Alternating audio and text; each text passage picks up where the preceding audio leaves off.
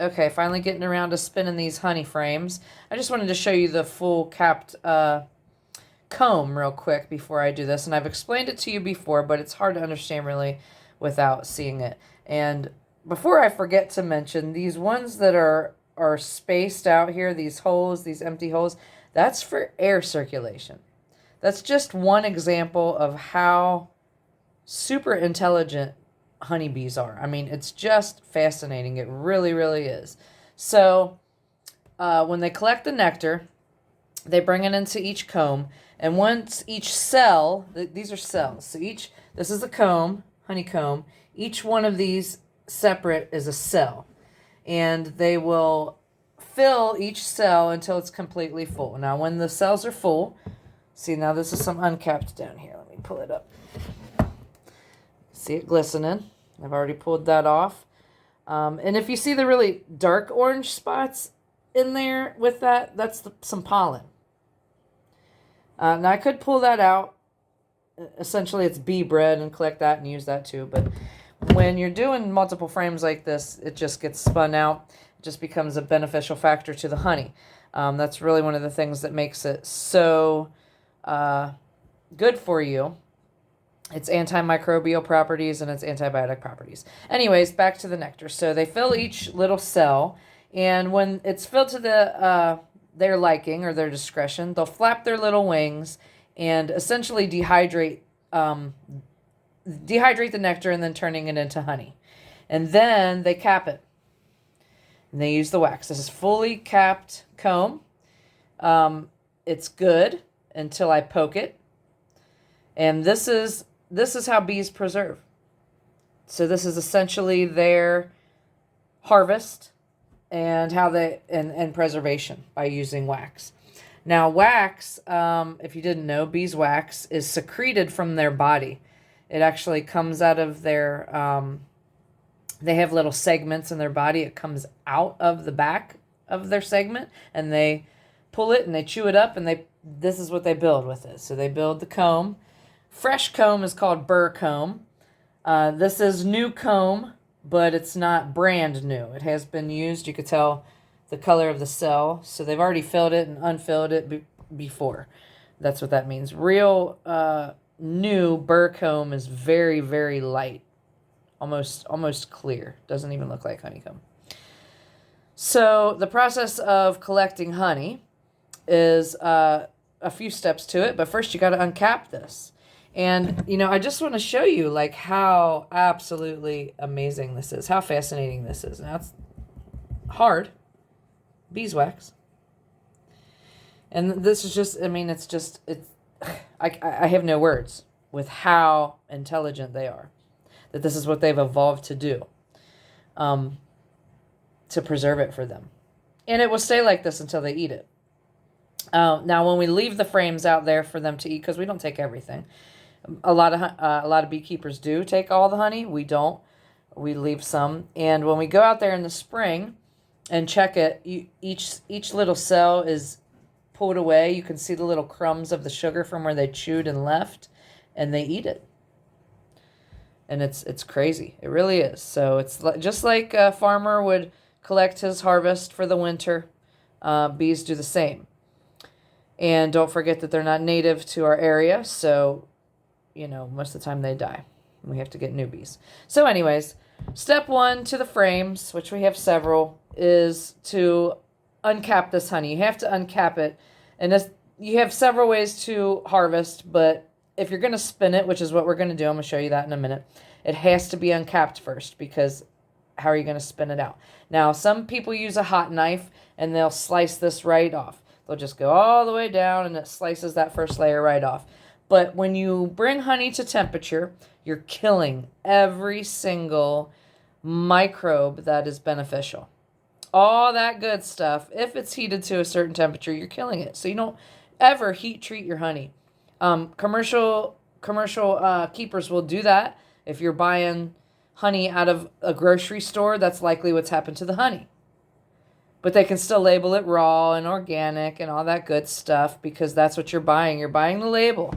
Okay, don't ever forget this. You're not buying honey most of the time. You're buying the label. That's what you're paying for. However, it's harvested in a harmful way, and it kills those microbial properties, essentially making it less beneficial and less potent than it would be if you hadn't done that. So we've done this several different ways over the years, but the best way is just to get you, this is a decapper. That's what this is made for. It's like a comb. And spin it. So we have an extractor. Here, I want to show you the bottom of this comb, and then I'll demonstrate how to do it. I showed before this glistening here. That's already been pulled out. So now that it's decapped, right, I essentially have each cell. These aren't filled, but these down here are. And when you spin it, it, comes out of the cell. It clings to the side of the extractor. It goes down by weight, and then you jar it up. Commercial keepers will have extractors that can fit 10 frames in them, some more, I'm sure. Mine only fits 2, so I can only do 2 at a time. We have about, 5, 6, 7. We have about 8 frames to spin this year, which is a really good harvest. We had 3 hives, but one of them was a swarm/rescue, and they didn't really produce as much. It just didn't double up like I thought it would, but this is much more than we've had in the past, so I'm super excited about this honey harvest.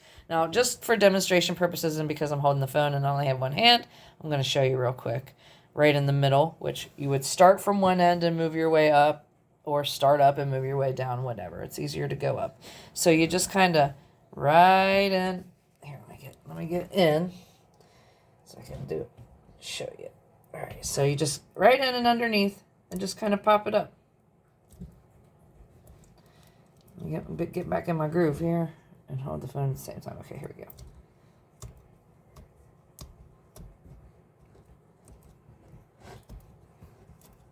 It's hard to watch the camera and watch what I'm doing at the same time, but you get the picture. Okay, that's going to go into my little strainer over here. And there's the decapped honey. Now, what I told you before, look at these dark spots here. That's pollen. And just as they have the air holes so that everything can breathe, they will sporadically put pollen throughout. Don't forget this is their harvest. Okay, they eat the pollen, just like they eat the honey. It's their food.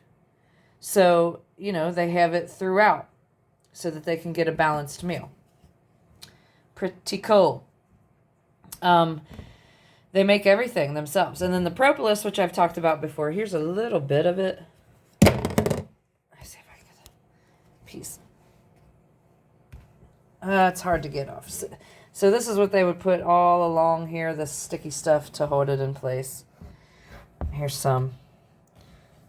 It's hard right now, but if you remember me showing you, when you start messing with it, it gets soft enough to become malleable, and that's beneficial too. You can eat it and you can use it for all kinds of stuff, but what it is wax, and then they'll go get some sap from trees and they chew it and chew it and chew it and chew it and chew it. It's really like a bee taffy.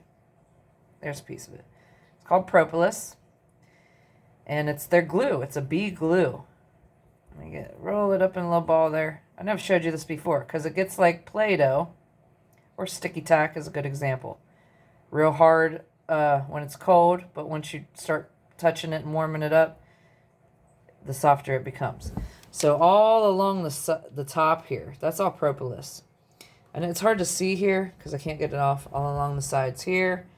Any kind of, anywhere that they think there's a hole in the hive or where air can get in or light, they'll glue it shut. See, here's some good chunks here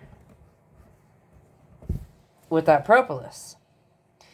And I can go in and collect this, roll it in a little piece, even this big, just like that, and roll them all into little tiny balls, let them harden up, and put this in a jar and just eat it as a vitamin. Superfood. Literally a superfood. So there you have it. And when I really get to extracting and spinning out some of these, I'll show you the extractor. But I mean, look at how gorgeous that is. you know? Perfect. Oh my God. Oh my God. I should charge double. I really should charge $2 an ounce because there's nothing added here. And my honey is year round. We don't collect spring, summer, fall like a lot of keepers do. We're not in it for the honey. It's nice. It's a part of beekeeping, but we're in it for the bees. And really, they're not even pollinating our crops. They're pollinating the crops around us. That's a whole nother video. I'm already 10 minutes in, but the taste of this honey. If some of you have been lucky enough to have my honey and you've tasted it, you already know what I'm talking about. But the shit you get in the store is fucking sugar water. That's all that it is. Especially if it's in a little teddy bear. That's clover honey, what they'll call honey. They label it honey. Clover honey. And it's not even honey. It's clover steeped in sugar. Okay, that's all that it is. It's basically a clover syrup. And they can label it honey by consistency. And that's where the FDA got me fucked up. And they should have you fucked up too. And you should know what you're buying. Because it's not even honey. Let alone the honey, the real honey, like this, that's not even honey because they mix it with high fructose corn syrup to thin it out and to double the batch. So this taste right here is unlike anything that you'll ever have. And I encourage all of you to get yourself a hive, man. It's really pretty low maintenance.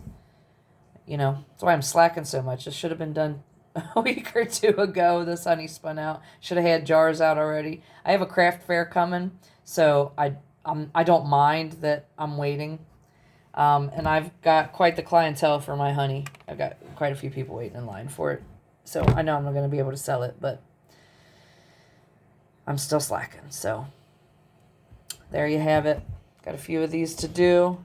And then, you know, this is front and back too. Let me show you this other side. It's the other side of the frame.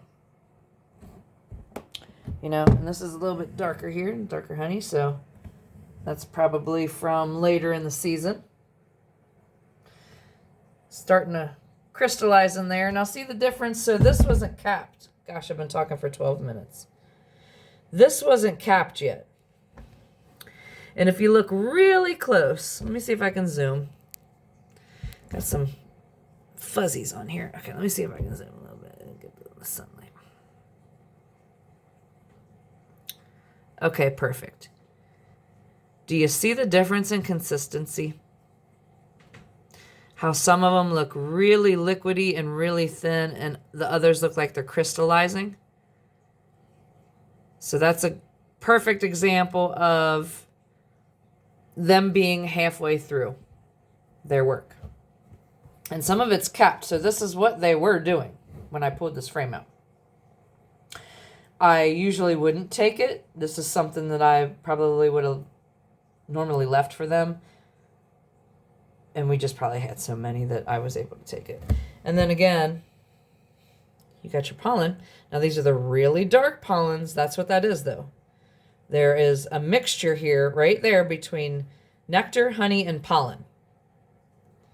If you can see. An advanced eye can know the difference.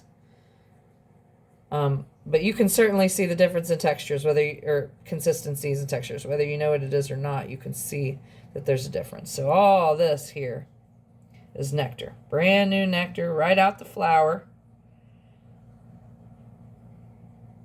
And this is on its way to being dried out. Honey. In the phases of, and then this is the capped. All right, got some dripping down from the top. That's the thing, is you just really have to handle it carefully. Once you break that cap, that seal anywhere, it's coming. So you got to get busy. I mean, look how gorgeous that is. Is that crazy or what? It's one of the coolest things I've ever done in my life, man. It really is.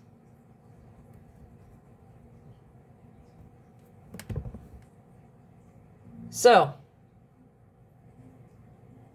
don't hit me up, okay? No, I'm just kidding. Happy homesteading.